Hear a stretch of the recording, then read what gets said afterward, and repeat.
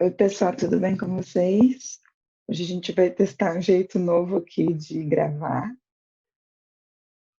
Não sei se vai dar certo. No mínimo vai ser engraçado. Coloquei algumas coisas aqui e tem a minha colinha aqui embaixo. Vamos ver se a gente vai sem perder o foco. Eu tô achando o máximo eu estar gravando com esse fundo, mas ainda não sou profissional nisso. Tudo bem, vamos lá. Na concordância nominal, o próprio nome já diz. A gente vai estudar como os nomes concordam. É importante a gente lembrar que a gente chama de nome aquilo que não é verbo. E que cada nome tem uma função.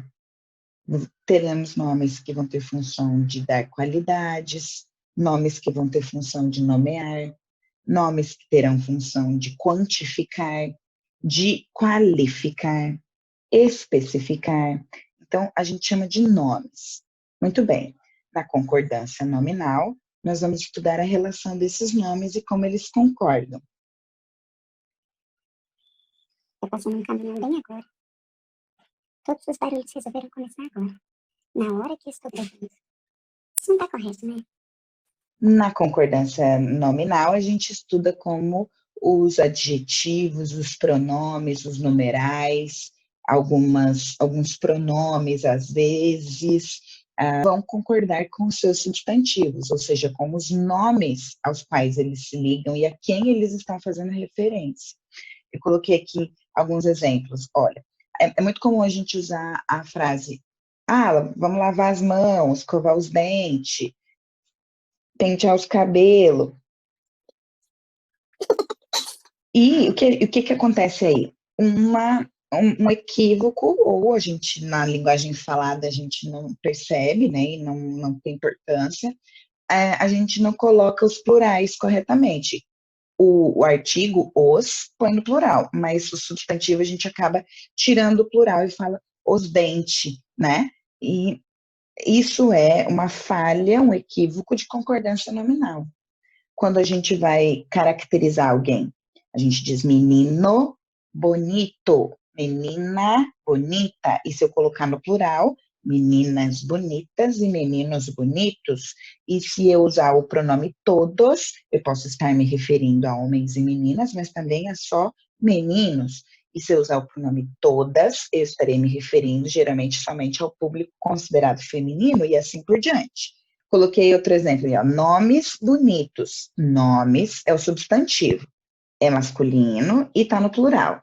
Então, a palavra que vai vir para qualificar, para caracterizar, que é o bonito, o adjetivo, eu preciso colocar também no masculino e também no plural. E até aí, é simples da gente entender a concordância nominal. O problema começa agora aqui nos casos especiais, que é quando a gente vai ver mais de um adjetivo, numeral, pronome, para caracterizar mais de um substantivo. E ou substantivos compostos, eles são formados por mais de uma palavra. Então, a gente vai começar a ver os casos pouco a pouco. Agora, a gente vai falar, então, sobre esses três aqui. Quando o adjetivo vai estar ligado ao substantivo e ele vem antes, quando ele vem depois e quando ele tem uma função de predicativo do sujeito. Vamos relembrar, então, todas essas partezinhas, tá? Muito bem, daí, então, se a gente está com o caso dos adjetivos que estão antes dos substantivos, a regra diz que eles vão concordar sempre com o substantivo que estiver mais próximo. Então, no exemplo que eu coloquei aqui, lindas casas, olha, eu concordei o adjetivo lindas, que está antes do substantivo, lindas casas, e a próxima palavra era masculina, lindas casas e prédios. Eu estou concordando, então, o adjetivo com o primeiro substantivo, o mais próximo. Isso quando o adjetivo estiver antes do substantivo. Se tivesse o contrário, eu mudaria para lindos, prédios e casas, ok? No próximo, quando os adjetivos estão depois do substantivo. Então, tem o nome e logo depois dele é que está a caracterização.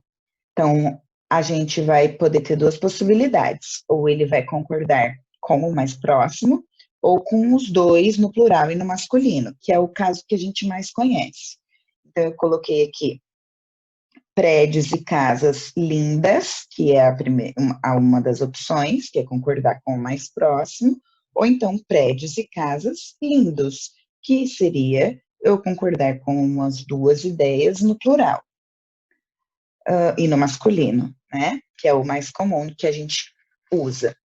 Por último, o caso do predicativo do sujeito. Talvez aqui valha lembrar um pouquinho, né? Porque o predicativo do sujeito é aquela característica que aparece ligada ao nome, sujeito é um nome, só que aparece depois de um verbo, geralmente depois de um verbo de ligação. Então, eu tenho que ver depois do verbo se tem uma característica que se refere ao nome que está antes desse verbo, e se essa característica está concordando em gênero, masculino e feminino, e em número, singular e plural, e até em grau, quando for diminutivo e aumentativo, com esse nome. Então, eu coloquei ali um exemplo. Era engraçado o porteiro e a zeladora. Veja aqui, eu tive que fazer várias modificações nessa frase para poder fazer com que ela concorde somente com o mais próximo. Era singular. Aí já é questão de concordância verbal. Era engraçado, masculino e plural e singular. O porteiro, masculino e singular, e a zeladora. Então, eu estou concordando somente com o mais próximo. Quando que eu vou usar esse tipo de situação? Principalmente quando eu quiser revelar para o meu leitor que eu estou me referindo mais ao porteiro do que à zeladora. Quando eu quiser garantir que o meu leitor vai entender que os dois eram engraçados, então eu preciso usar a segunda opção, que é fazer com que ele concorde com os dois em plural. Eram engraçados, e agora eu mudei verbo, e eu mudei o adjetivo, o porteiro e a zeladora. Se eu tivesse o contrário, eu poderia escrever era engraçada a zeladora e o porteiro, ou então a segunda opção, que é a que a gente mais usa quando a gente quer dizer que os dois eram engraçados. Bom, esse que a gente viu aqui é um dos casos. Eu sei que são 3, mas é um dos casos. A gente vai continuar mais na próxima aula. Um abraço e até a próxima.